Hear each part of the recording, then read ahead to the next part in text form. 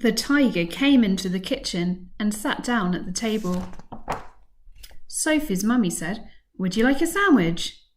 But the tiger didn't just take one sandwich. He took all the sandwiches on the plate and swallowed them in one big mouthful. Nyam! And he still looked hungry. So Sophie passed him the buns. But again, the tiger didn't just eat one bun. He ate all the buns on a dish, and then he ate all the biscuits and all the cake until there was nothing left to eat on the table. So Sophie's mummy said, "Would you like a drink?" And the tiger drank all the milk in the milk jug and all the tea in the teapot, and then he looked round the kitchen to see what else he could find. "I hope he'll sit next to me at dinner," said Mrs. Coulter, making room for Lyra on the sofa. "I'm not used to the grandeur of a master's lodging. You'll have to show me which knife and fork to use." "Are you a female scholar?" said Lyra. She regarded female scholars with a proper Jordan disdain. There were such people, but poor things, they could never be taken more seriously than animals dressed up and acting a play. Mrs. Coulter, on the other hand, was not like any female scholar Lyra had seen, and certainly not like the two serious elderly ladies who were the other female guests. Lyra had asked the question, expecting the answer no. In fact, for Mrs. Coulter had such an air of glamour that Lyra was entranced. She could hardly take her eyes off her. "Not really," Mrs. Coulter said. "I'm a member of Dame Hannah's College, but most of my work takes place outside Oxford. Tell me about yourself, Lyra. Have you always lived at Jordan College?" Within 5 minutes, Lyra had told her everything about her half-wild life, her favourite routes over the rooftops, the battle of the clay beds, the time she and Roger had caught and roasted a rook, her intention to capture a narrowboat from the Egyptians and sail it to Abingdon, and so on. She even, looking around and lowering her voice, told her about the trick she and Roger had played on the skulls in the crypt. "And these ghosts came, right? They came to my bedroom without their heads. They couldn't talk except for making sort of gurgling noises. But I knew what they wanted all right. So I went down next day and put their coins back. They'd probably have killed me else." Chapter 4. The Leaky Cauldron. It took Harry several days to get used to his strange new freedom.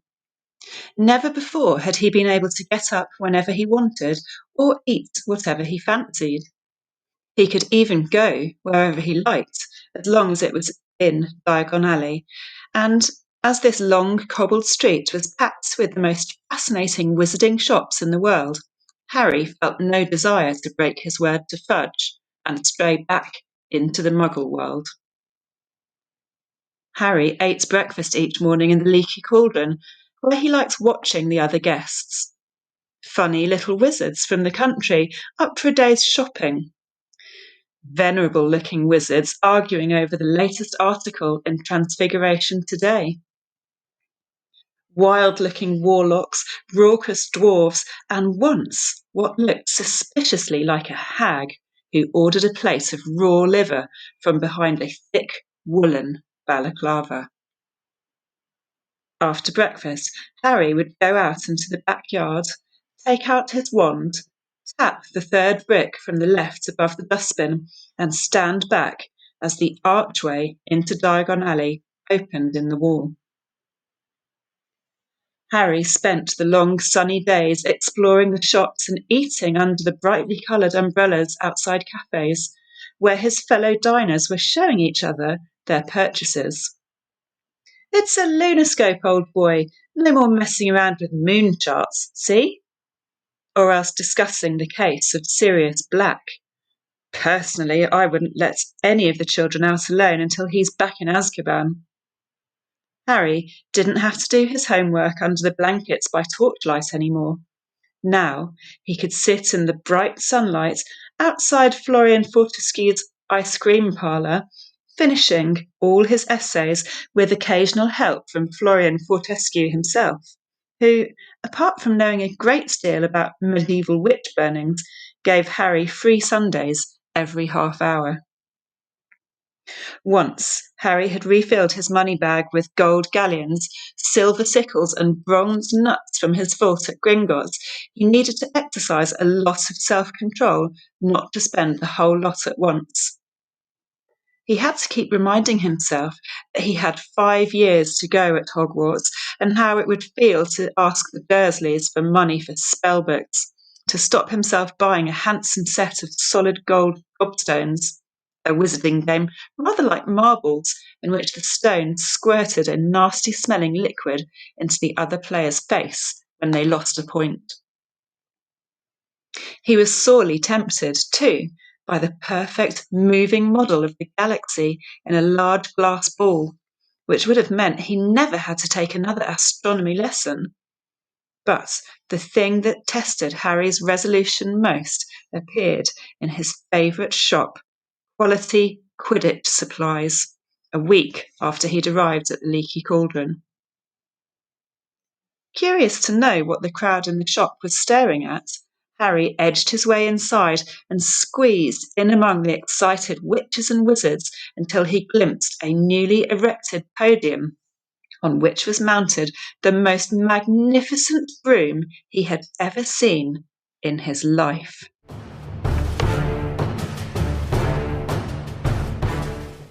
He ate all the supper that was cooking in the saucepans, and all the packets and tins in the cupboard,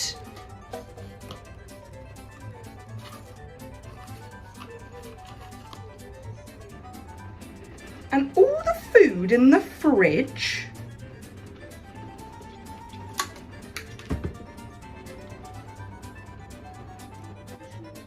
and he drank all the milk.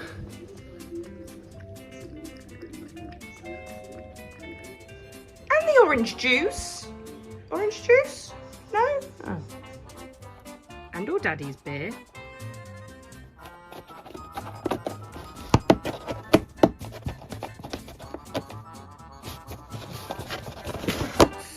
And all the water from the tap.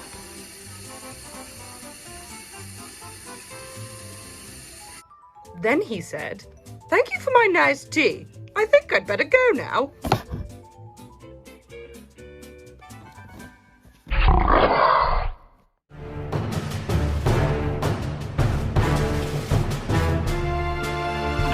Hi, Moss Hall. I'm one of the children of a teacher at Moss Hall.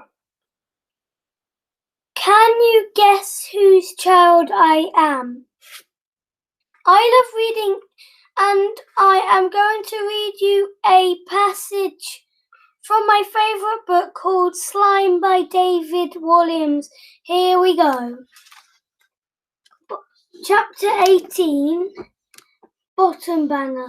Madame Silencio Sloth was the island's piano teacher. You might reasonably assume that a piano teacher taught the piano. In this case, you'd be wrong. Sloth was the idlest music teacher in history. The lady would go to the most extraordinary lengths to avoid having to teach any of the children on island anything. Whenever Ned reluctantly rolled himself over to Madame Sloth's house for his weekly lesson, she would not utter a single word to him. Instead, she would look at him haughtily and open her hand to be paid.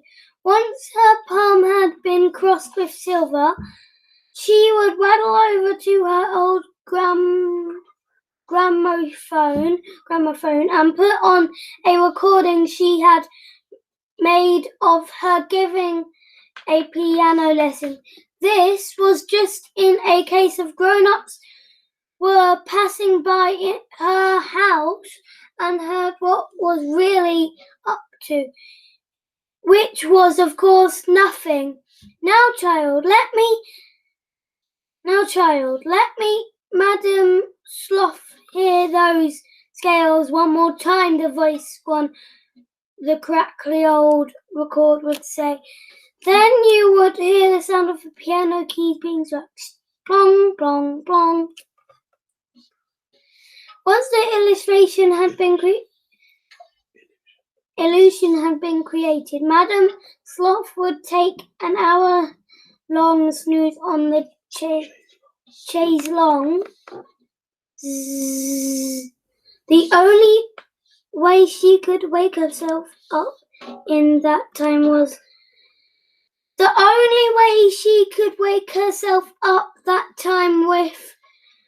with one of her own bottom bangers. Baboom! They were as thunderous as a Wagner opera.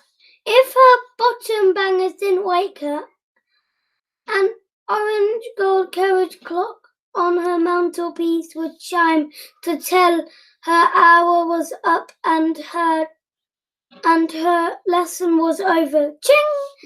How is Madame Sloth allowed to get away with this? Because Greta Green did nothing about it. In fact, she encouraged it. Anything that brought children misery was fine by her. Thank you, Moss Hall. Can you guess who I am now? Hey, Catnip, says Gale. My real name is Katniss, but when I first told him, I had barely whispered it, so he thought I'd said Catnip. Then when this crazy lynx started following me around the woods looking for handouts, it became his official nickname for me. I finally had to kill the lynx because he scared off game. I almost regretted it because he wasn't bad company, but I got a decent price for his pelt. Look what I shot. Gale holds up a loaf of bread with an arrow stuck in it, and I laugh. It's real bakery bread, not the flat, dense loaves we make from our grain rations. I take it in my hands, pull out the arrow, and hold the puncture in the crust to my nose, inhaling the fragrance that makes my mouth flood with saliva. Fine bread like this is for special occasions. Still warm, I say. He must have been at the bakery at the crack of dawn to trade for it. What did it cost you? Just a squirrel. Think the old man was feeling sentimental this morning, says Gale. Even wished me luck. Well, we all feel a little closer today, don't we? I say, not even bothering to roll my eyes. Prim left us cheese. I pull it out. His expression brightens at the treat. Thank you, Prim. We'll have a real feast. Suddenly he falls into a capital accent as he mimics Effie Trinket, the maniacally upbeat woman who arrives once a year to read out the names at the reaping. I almost forgot. Happy Hunger Games! He plucks a few blackberries from the bush around us. And may the odds...